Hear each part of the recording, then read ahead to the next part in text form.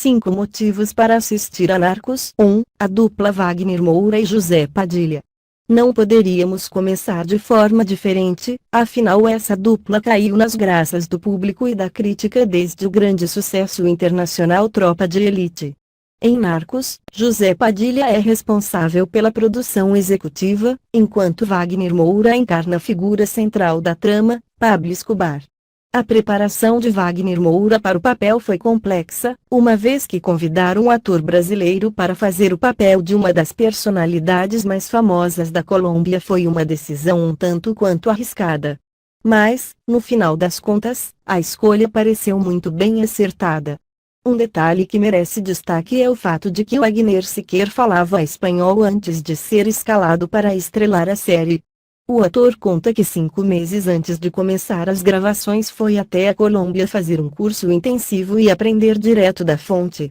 Isso sem contar os 20 quilos que ele precisou engordar para dar vida ao narcoterrorista.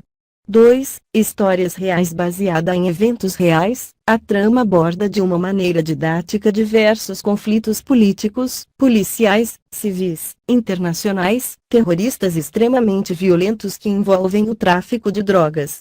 A ideia de Narcos é mostrar de forma realista e não tão glamourosa as origens e ascensão de Pablo Escobar e do narcotráfico. Mas o interessante é que ao longo da trama também é possível ver a omissão do governo em relação ao assunto e como isso afetou a vida dos cidadãos colombianos. Na série, podemos ver até mesmo como os Estados Unidos e sua agência antidrogas interferiram na Colômbia e na luta contra o narcotráfico da região. A abordagem sobre o tema da ascensão do narcotráfico moderno e o desenrolar da primeira temporada nos dão a entender que ainda há muita história real por vir, caso a série emplaque e ganhe uma sequência. 3. Robin Hood ou simplesmente um fascínora? Pablo Escobar era uma figura que dividia opiniões. Para a maior parte do mundo, ele era considerado um criminoso extremamente violento, cruel e até mesmo um psicopata, capaz de colocar uma bomba num avião com centenas de pessoas apenas para tentar matar um candidato à presidência da Colômbia que estava a bordo. Porém, em meio a tudo isso, o poder paralelo do narcotráfico permitiu que ele financiasse alguns times de futebol e construísse campos para entreter crianças de bairros mais populares, distribuísse dinheiro e simpatia para a comunidade, fazendo com que ele ficasse conhecido como uma espécie de Robin Hood da Colômbia, tirando dos ricos para dar aos pobres. Mas esse mesmo homem que ajudava famílias carentes construindo algumas casas e áreas de lazer também foi responsável pela morte de milhares de pessoas, estima-se que tenham sido mais de 6.000. A tática era bem óbvia, se passar por um homem bom e generoso, preocupado com o sofrimento dos mais pobres, em troca do silêncio da população.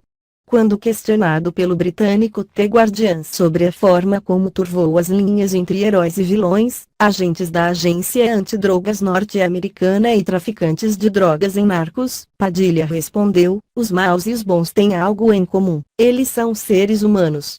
Seres humanos que, dependendo do contexto, podem afrouxar sua postura ética para fazer o trabalho.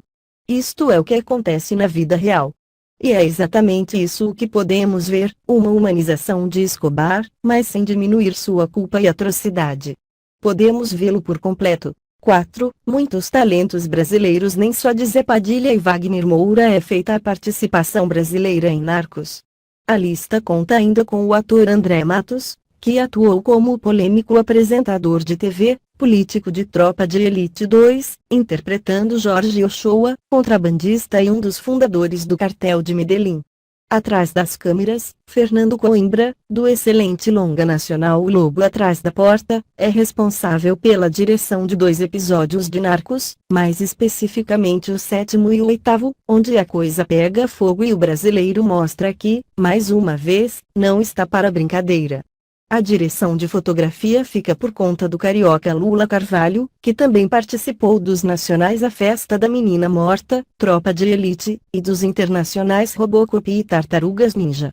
Nem mesmo o tema de abertura de Narcos deixou de receber um toque verde e amarelo. A música Tui foi composta pelo brasileiro Pedro Bronfman, responsável por trilhas de filmes como Robocop e Tropa de Elite, e ganhou vida na voz de Rodrigo Amarante, integrante da banda Los Hermanos. 5. Hannibal, The Walking Dead, O Labirinto do Fauno e Game of Thrones. Deixando nosso orgulho pelo talento nacional um pouco de lado, amantes de séries e do cinema podem gostar de saber que Narcos é uma criação de Chris Brancato e Adam Fierro.